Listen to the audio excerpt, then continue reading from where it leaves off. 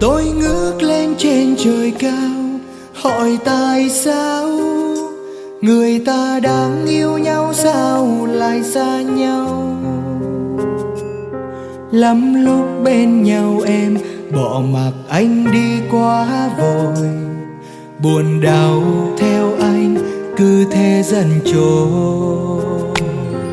Anh biết em xa anh chẳng phải người ấy, làm em quên tên anh vội vàng trong phút giây.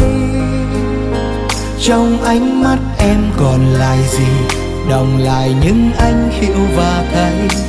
Hình dung anh không thể phôi phai, góc khuất em vẫn còn có anh.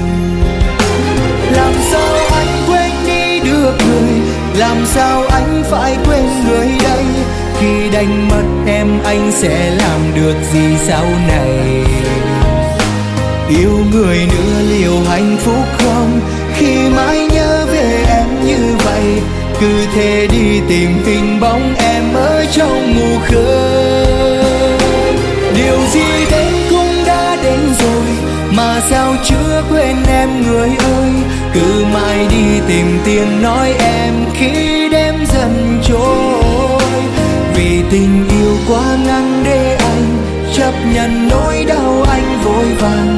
Thôi thì anh chờ ngày tuyết rơi, chờ ngày tuyết tan.